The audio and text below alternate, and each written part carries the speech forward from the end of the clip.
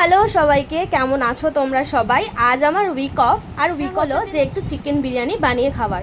তো যেমন ভাবনা তেমন কাজ, চিকেন নিয়ে চলে এসেছি এবং চিকেনটাকে ম্যারিনেশন করেও রেখে দিয়েছি। এখানে দেখো বিরিয়ানির চালটাও কিন্তু আমি ভিজিয়ে রেখে দিয়েছি প্রায় আধ ঘন্টার বেশি হয়ে।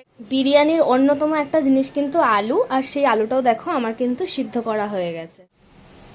দেখো পেঁয়াজ ভাজছি এখন আমি। এটা হচ্ছে বেরেস্তার জন্য পেঁয়াজ ভেজে নিচ্ছি। বিরিয়ানির জন্য যে চিকেনটা দরকার সেটা কিন্তু আমি কষাতে বসিয়ে দিয়েছি।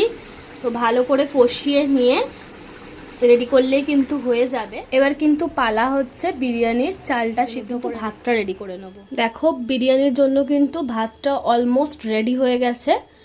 আর এখানে আমি বসিয়ে দিয়েছি দুধটা গরম করে নেব। তো এইবারে হচ্ছে একদম ফাইনাল প্রসেস।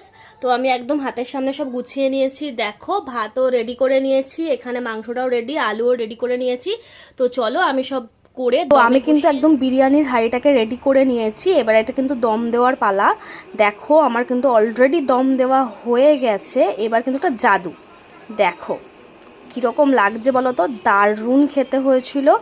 তো তোমরা কিন্তু দেখে নিলে আমি কীরকম করে বিরিয়ানিটা বানালাম। তো দেখাবো তোমাদের সাথে পরবর্তীর একটি ভিডিওতে। টাটা।